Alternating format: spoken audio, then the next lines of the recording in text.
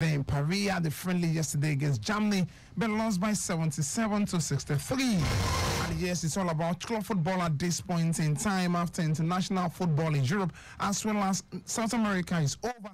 Let's focus on the transfer news and all other things around the club. Victor Osimhen and PSG. A Nigerian player is moving to Sampdoria, and even in the Nigerian Premier Football League, quite a lot of players are also moving. All this and many more in today's edition of Sports Lounge. I am Olujimi Dare-Ogun saying welcome to the show. In between all of this, we promise to take you to your destination in style, giving you the latest traffic radio on Lagos Traffic Radio 96.1. We go for this brother when high return. We start with everything traffic updates, and then we discuss the Tigress.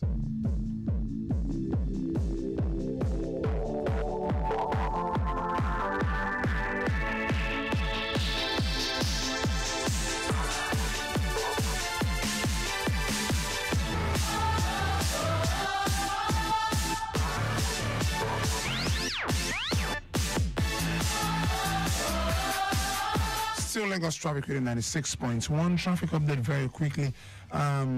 Along Obashekumade Axisokun Ugolonto now. Report we have it is that two loaded trailers collided and occupied 100% of the road while traffic is standstill for now. A loaded truck, two loaded truck now collided, and there's traffic along Obashekumade Ugolonto at this point in time occupying 100% part of the road. So what this means is that for now it stands still, but traffic managers on ground trying to see to the evacuation of these two trucks. Let's see what we have here again. Yes, that will be all from that axis for now. Please let's be patient. If you're around Ogolonto, at this point in time, you need to be very patient. This is due to two loaded trucks colliding and occupying 100% of the road while traffic is standstill for now. Still Lagos Traffic Radio 96.1.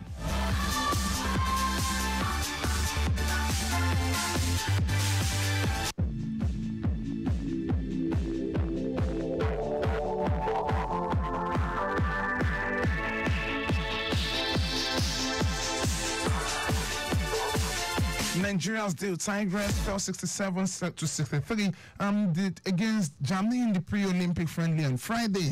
When our camera side put up a spirited display in an encounter, the Deck Spiders they lost by 77 to 63. Forward Ami Okonkwo led the team in scoring with 16 points and 2 rebounds. Elizabeth Balogun recorded 14 points and 5 rebounds. Germany's Alexis Peterson now emerged as game top scorer with 22 points. The Tigress will also face the Serbia and Puerto Rico in the next two friendlies before leaving for Paris. Talking about Paris, the Super Falcons now already in Paris, ready to prepare or ready to play against Brazil come next week in Bordeaux. Well, lots of persons have said Nigeria have a slim chance of qualifying. I mean, you are playing Brazil, Spain are the world champion. Then you also have Japan, who are former champions of this competition. Then you know you have a lot to play for. But hey, Nigeria can still qualify. Who knows? Maybe the best loser in that encounter and then progress to the knockout stage of the competition. The first time Nigeria ever had the victory was in Athens, Greece, and yes, at the Olympics. Yes, let's hope we'll be able to do it this time around and take it a step further, qualifying to the knockout stage, just like we did earlier this year. Was in New Zealand and Australia at the Women's World Cup proper. Let's talk Nigerian football very quickly, but this time around, let's start with Nigerian footballers playing abroad, and it's all about the Serie B Sampdoria announcing the signing of Nigerian midfielder Ebenezer Akinsomiro from Inter Milan. Yes, it will be on loan for a season with an option to buy him permanently, while Inter Milan have a buyback clause if they are interested in getting back the 19-year-old. Let's not forget, he's a Remo star. He was a Remo star player as a Bemo player, but in January 2023 moved to the Italian Serie A champions.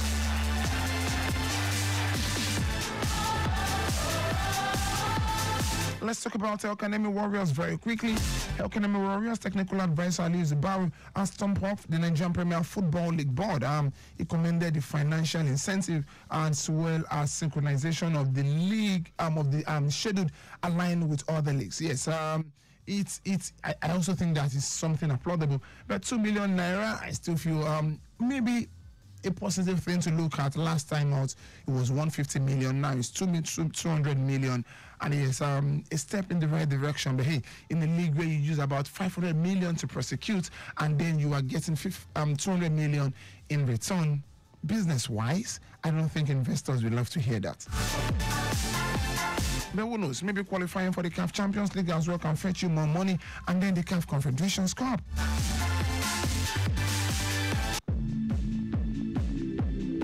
Let's move away from that very quickly and talk everything. Enyimba Yemi Olanrewaju has stated that his reign will always be a positive one. Just recently, he has signed a permanent deal as well with the Aba Giants. Yes. So this time around, let's hope he will be able to do the needful. Let's not forget Enyimba finished in the Nigerian Premier Football League last season and will be competing in the CAF Confederations Cup in the coming campaign. The People's Elephants were drawn by in the first round of the CAF Confederations Cup, and by they are the two-time African champions. We will now face the winner in the preliminary round of the competition between Guinea's IFAS FC and Raimo of Burkina Faso in the first round. Let's move away from that and tell you about Chuba Hakpom. Chuba Hakpom has stated that he is not ready to play second fiddle in the Eredivisie Giants Ajax for the second season. The Nigerian-born striker linked up with former European champions from Sky Bet Championship Hartford Middlesbrough last season. Hakpom, however, struggled to break into the first team of the club, and the 28-year-old featured sparingly as a substitute in 2023-2024 season. Well, I would have expected him as well while he was leaving Middlesbrough to stay in England, but trying outside England is not a bad idea. However, you just feel that Ajax on the other hand are also struggling, and if you can't come in with the hits immediately, I don't think they will love to waste that. They will be patient with anybody. Let's not forget as well another Nigerian player who moved there recently and couldn't do much was Calvin Bassey. Calvin Bassey, after his season, needed to leave as well. To save his life. By the way, in all of this, the Arsenal Academy products scored 15 goals and provided 3 assists for Ajax in his 36 appearances.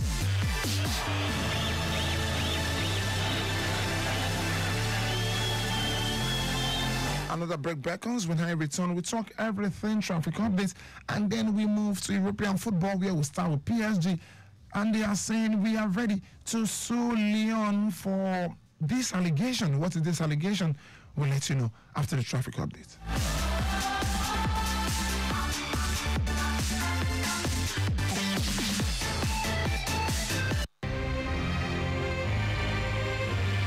Still Lagos Traffic Radio 96.1. Traffic update very quickly from Obasheku Dare Ogulonto. Now, two loaded trucks collided and occupied 100% of the road, while traffic it stands still for now. Please, let's be patient if we're on that part of the road. This is not the time to outsmart anyone, and this is not the time as well to unlawfully take the places we are not told to take. This is not the time to also take one way. According to what I can see here, traffic managers on ground and also trying to do the evacuation very quickly so things can return to normal. According to reports as well, it is standstill at the moment. And yes, let's just be patient. Let's be patient. And let's see what we have. We also have the description of the two vehicles. I don't have to do that. We have the description of the two vehicles, by the way. And then also, we can as well tell you that it is also free as well. So before getting to Ogolonto, all of those sites going towards Ogolonto now, Ikorodu Road is quite free from K2 down to Owode, Lede, Owode, Nere. But on getting to Ogolonto is where you are probably going to experience the traffic we are talking about. Still Lagos Traffic Radio 96.1.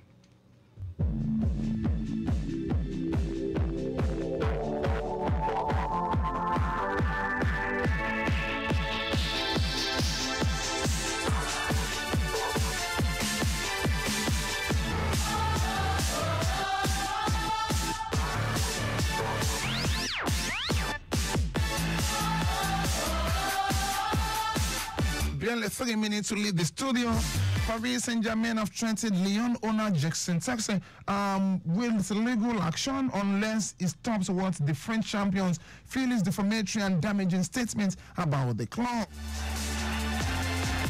PSG believe they have been left with no alternative other than to respond to Texas' interview this week with Brazilian publication Globo.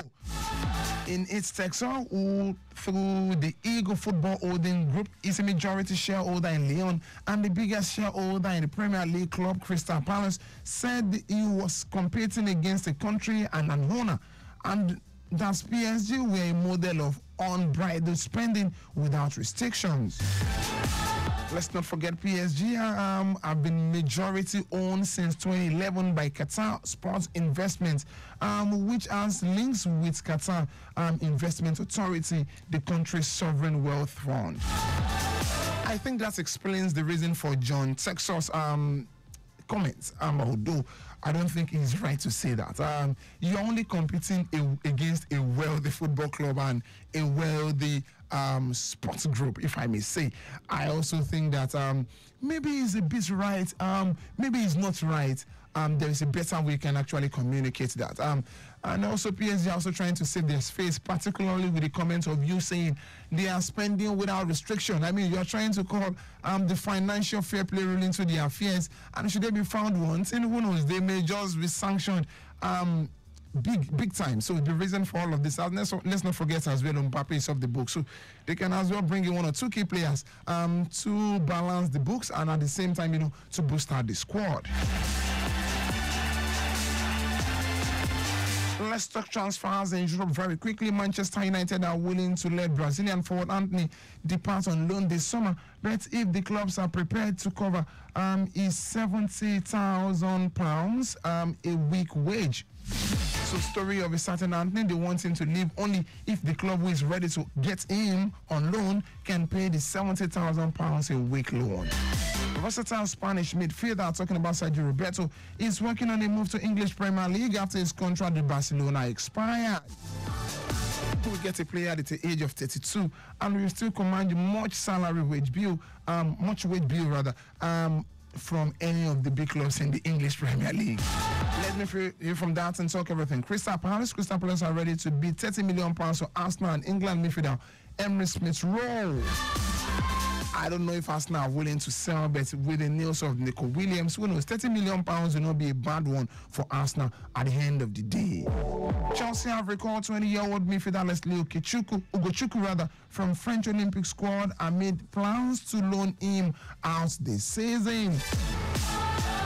Whoa, so Leslie Ugochukwu can also be living on loan. He was bought last season, I think, from Lille, and this time around he will also be living on loan. I think it's understandable with little or no playing time for him in Chelsea. It is normal. He moved away from Stamford Bridge to get more playing time.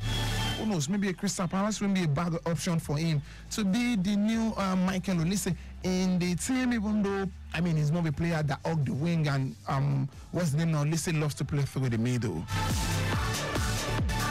Finally, before leaving the studio, Chelsea want to sign new goalkeeper to rival 26-year-old Spaniard goalkeeper Robert Sanchez for the number one spot. Liverpool are prepared to sell 25-year-old Irish goalkeeper Colin Kala if they receive a suitable offer. Let's also let you know that Brazilian forward now, Richarlison, is open to joining Saudi Pro League, but Tottenham will demand £60 million. This is where I drop the anchor for today. Thank you very much for being a part of the show. Join us later today by 12:15 on Sport Trip. I am Olujimi Dare-Ogun. By then, Darry Johnson should be around to do justice to some of the news we brought to you. Remember to stay sporty, stay healthy.